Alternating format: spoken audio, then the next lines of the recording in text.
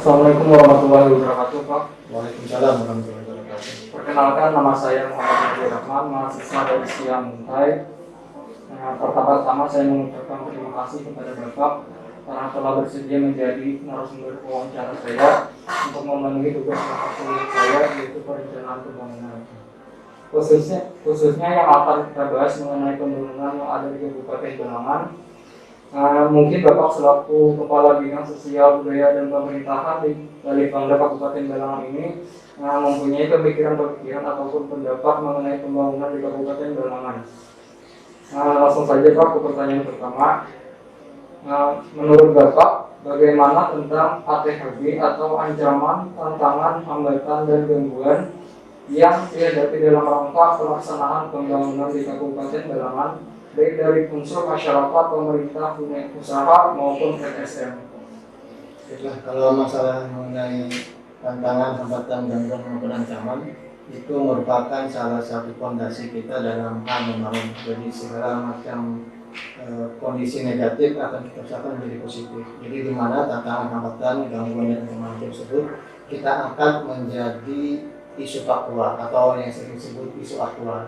Nah, isu aktual ini nanti akan kita rubah dari kalimat negatif menjadi kalimat positif dalam bentuk isu strategis. Nah, isu strategis itu nanti akan dibahas di setiap SKPD maupun di dalam masyarakat maupun di dalam dunia usaha. Isu-isu strategis itu nanti akan membantu kita dalam membuat rencana induk melalui teknokratik maupun KLHS. Kalau dalam SKPD maupun di pemerintahan itu namanya adalah teknokratik dan KLHS, di mana itu nanti akan digabungkan di setiap isu-isu strategis tersebut menjadi RPJMD.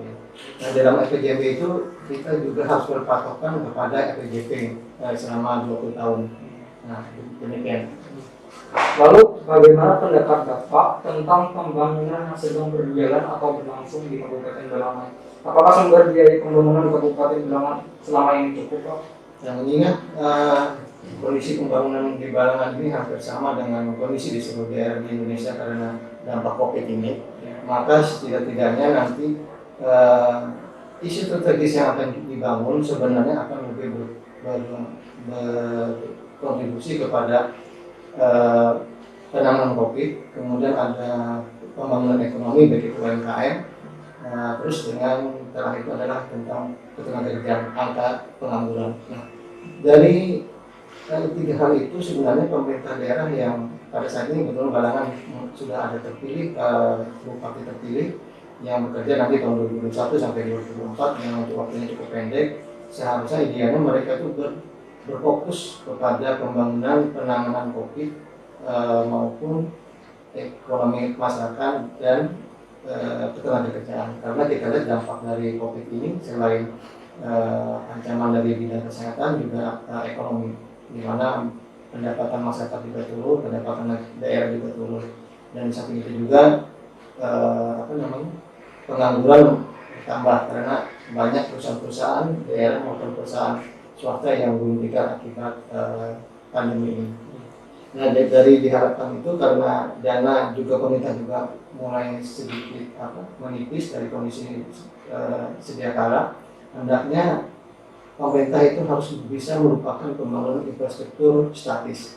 Infrastruktur statis itu adalah pembangunan jalan yang berlebar, gedung yang tinggi-tinggi itu cukup di stop dulu. Lebih baik kita fokus untuk menyelesaikan masalah COVID, ekonomi, dan ketenagakerjaan. Karena pembangunan infrastruktur statis itu akan memakan biaya yang cukup besar, namun kebutuhan untuk masyarakat belum sangat memadai, belum sangat diinginkan. Karena apa? Kita membangun jalan-jalan yang lebar, mungkin gedung-gedung tinggi, tetapi nilai produksi yang tidak ada, itu akan membuang energi dan membuang keuangan daerah. Lebih baik kita membangun infrastruktur yang dinamis. Infrastruktur dinamis itu adalah seperti misalnya kita membangun di era digitalisasi ini untuk COVID ini harusnya kita menggunakan database itu seperti misalnya di desa Dero kita membangun infrastruktur di bidang komunikasi, kemudian kita membangun ekonomi UMKM yang terdampak COVID untuk kita bangkitkan kembali, bagaimana biar masyarakat itu ada dilihatnya lagi. Kemudian kita juga harus mampu menyiapkan lapangan pekerjaan bagi masyarakat melalui PRK, pelatihan yang bisa nanti dia menciptakan lapangan kerja sendiri. Nah, kalau kita bandingkan dengan kondisi keuangan daerah ini sangat turun kan, selain royalti kita nggak dapat lagi, kemudian daerah-daerah masih fokus kepada reproduksi maupun pengurangan anggaran untuk pembayaran vaksin maupun kesehatan penanganan COVID itu sendiri dari pusat.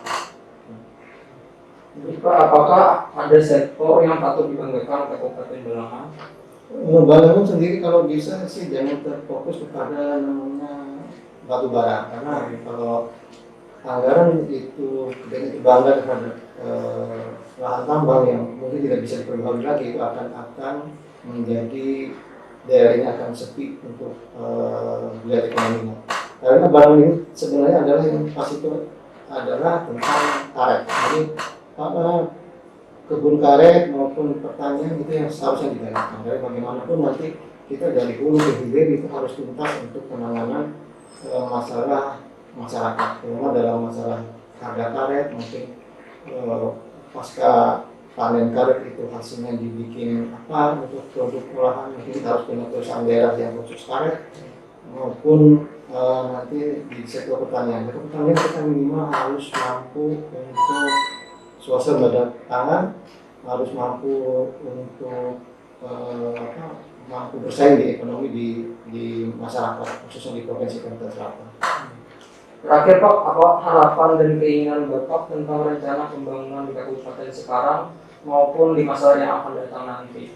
Nah, kebetulan ini kan kita memasuki RPJMD terakhir di RPJP kita 2005 sampai 2025.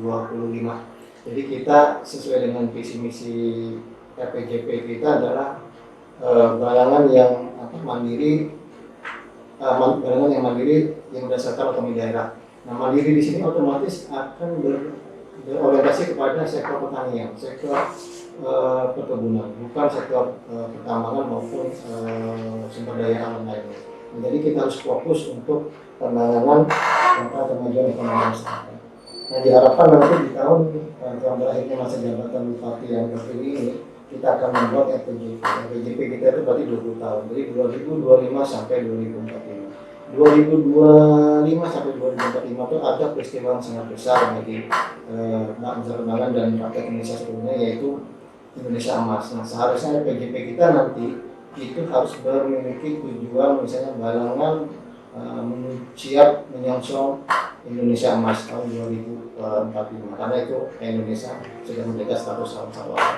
Mudah-mudahan nanti ekonomi kita maupun kesehatan kita mampu bersaing di minimal 3 besar di provinsi kita. Balangan menjadi 3 besar di bidang kesehatan, 3 besar di bidang ekonomi, 3 besar di bidang pendidikan, 3 besar di bidang ketenagakerjaan. Itu aja sudah diprogramkan dengan RPJP selama 20 tahun ke depan, dengan nanti setiap bupati yang terpilih harus tunduk dan patuh pada RPJP dan RPJMD, bukan mementingkan visi misi, tetapi visi misi harus bercermin kepada RPJP maupun RPJMD. Dan Pak, sekali lagi saya ucapkan terima kasih banyak atas berkenan Bapak menjadi narasumber saya. Semoga harapan Bapak maupun masyarakat Kabupaten Balangan dapat terwujud dan ke depan Kabupaten Balangan bisa menjadi lebih baik lagi. Iya, amin.